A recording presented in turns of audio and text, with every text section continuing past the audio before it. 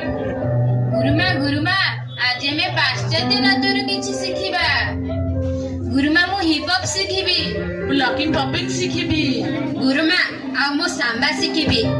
ना पिला माने आमे परा भारतीय तापरे पुणी उत्कलर संतान। आम लोक नृत्य परा सारा दुनिया रे विख्यात। तुमे माने आम लोक नृत्य विषय रे किछि जानिछ ना नाइ? गुरुमा हेले आस मु तुमको गोटी गोटी करी नृत्य विषय रे कहूछि। ओडिसी ओडिसा रो विश्वविख्यात लोक नृत्य जहा शास्त्रीय मान्यता लाभ करिछि।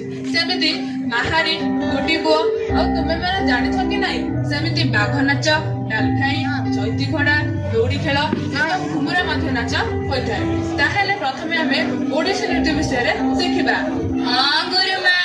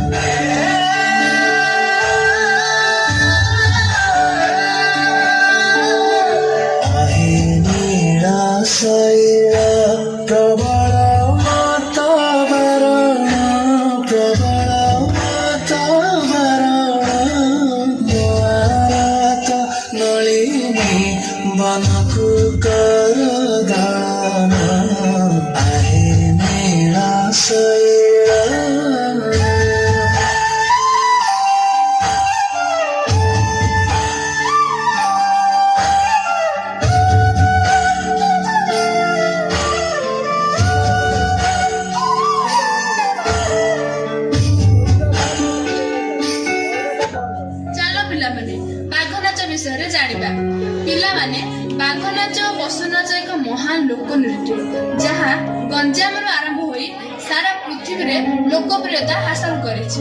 यह मुख्यतः जानी यात्रा बेले पटुआर प्रदर्शित होता है।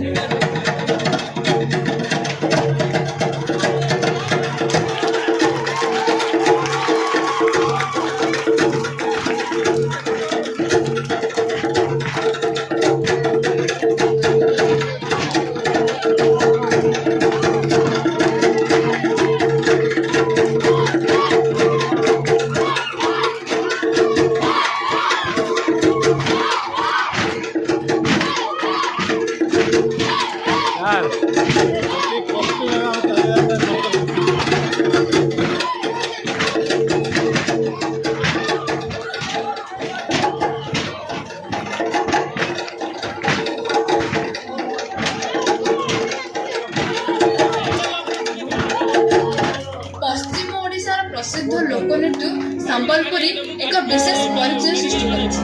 आहुरी मध्य डालखाई रसरकेली जायफुल नाच सबुरी मनरे एक नूतन उन्मादना सृष्टि करे।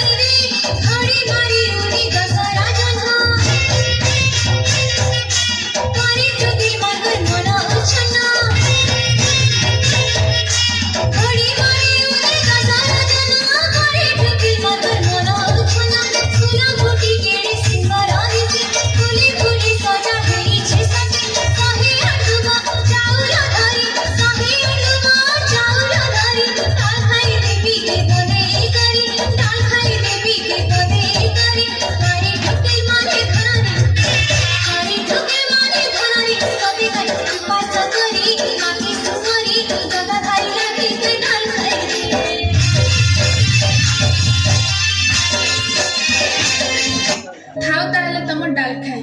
ଚାଲ ଏବେ ଚୈତି ଘୋଡ଼ା ନାଚ ବିଷୟରେ କିଛି ଜାଣିବା। ଗୁରୁମା, ଚୈତି ଘୋଡ଼ା ନାଚ କଣ? ଏଥିରେ କଣ ଘୋଡ଼ା ଆସିବ?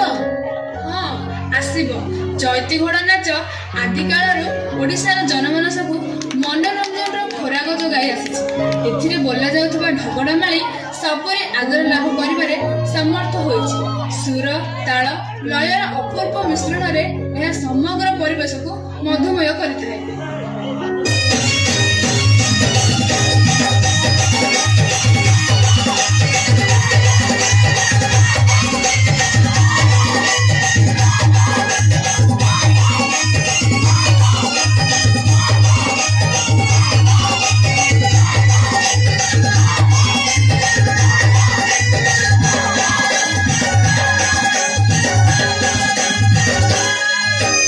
ଦୂରକୁ ସୁନ୍ଦର ଉଚ୍ଚ ପର୍ବତ, ପାଖକୁ ସୁନ୍ଦର କଇଁ, ନାଗରିଲ ପାଖକୁ ସୁନ୍ଦର କଇଁ। ଏଇ ବୟସରେ ନ ସଞ୍ଚିଲେ ଧନ, ଏଇ ବୟସରେ ନ ସଞ୍ଚିଲେ ଧନ, ନାଗରିଲ ଆଗକୁ ରହିବ ନାହିଁ, ନାଗରିଲ ଆଗକୁ ରହିବ ନାହିଁ।